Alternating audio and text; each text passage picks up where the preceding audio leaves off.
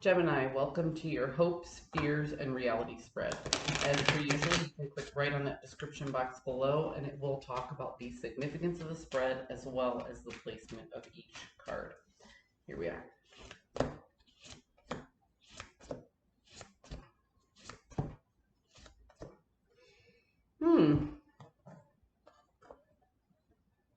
That's interesting. So, you're hoping that if you drop the conflict, it will open up doors, new doors of opportunity for you. Okay? So this is you, Cancer, choosing not to engage because you recognize that when you engage in this conflict, this tit for tat behavior, you did this to me, I'm going to do that to you. You know, it's a downward spiral. So what you're saying is, or what you're hoping for, is if I choose not to engage in the negative banter, it will open up more opportunity because I won't be so hyper focused on getting even. Okay then. I like that. In your fears, you fear that rushing into something too quickly and without all the information,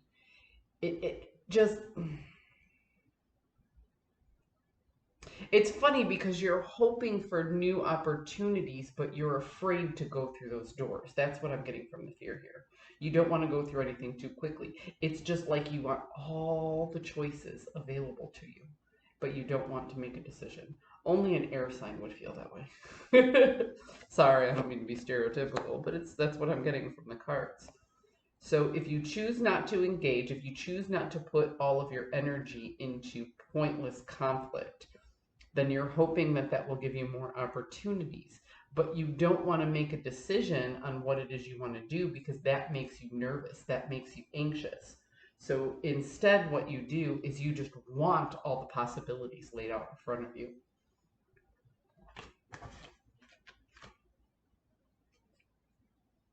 But why this? This heavy major arcana in the reverse in your realities talks about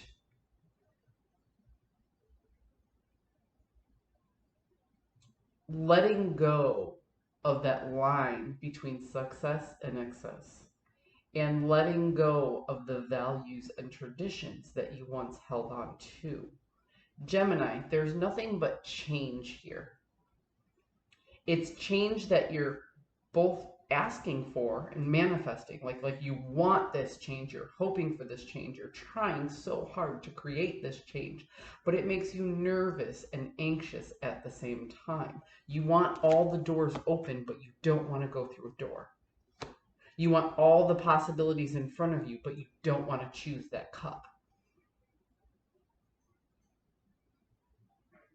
No wonder they call you guys the twins. It's conflicting.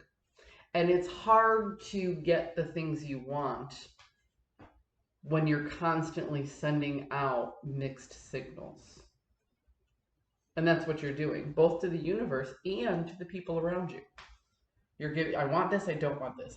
I want all these things, but I'm wondering about these things. They make me nervous. You know what I mean? It's like on Tuesday you want this, and then on Wednesday that exact same thing is what makes you nervous, and so on and so forth. So you're kind of stuck in and sometimes people reference the Seven of Cups as analysis paralysis. You know, stagnation due to indecision.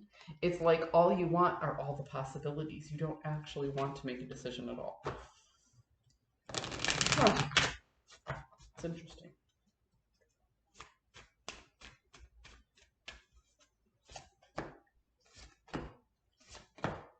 Yep, see? Here you are, daydreaming about expansion, not making the decisions, and just sitting in your own. Just sitting there. You're controlling your emotion. You know, you're not wearing your heart on your sleeve. It's almost like, Gemini, you look so calm on the outside. but on the inside, you are incredibly worried and incredibly anxious. Okay? You're asking the universe for all of these things, and you're taking action to get what you're asking for. But then when what you ask for is staring you right in the face, you're like, I don't know. I don't know. You know? It's like staring at a menu and never making up your mind.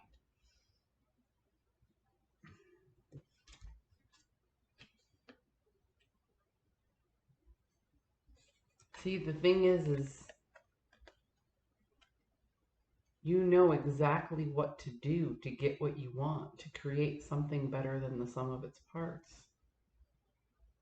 But you question the passion behind it. Because there have been times in your life where you followed your heart and it let you down, and there have been times in your life where you followed your head and it let you down. What you need to do is you need to follow the temperance right now. That's this card right here. The temperance creates balance. She is the alchemist, the chemist, the baker of the deck. You know, she knows how to take two opposing forces and apply the right chemical process to create something better than the sum of its parts. It's easier to think of her as the baker of the deck. She walks into a room and she takes milk and eggs and sugar and flour, and she mixes it together in specific proportions, and then she puts it into an oven at a specific temperature for a specific amount of time to create cake. You see, if you're going to get out of this position of analysis paralysis, if you're going to daydream about expansion but never make a decision when you're at a crossroad and just sit there and contemplate and creating this anxiety within self, then what you need to do is you need to pull from all your resources like the temperance would. If you only put your heart in it, yes, you'll be let down.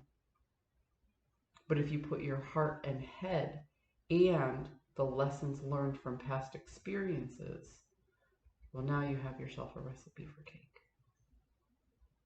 Right? I hope you found a message that serves your highest good. I'll see you next time.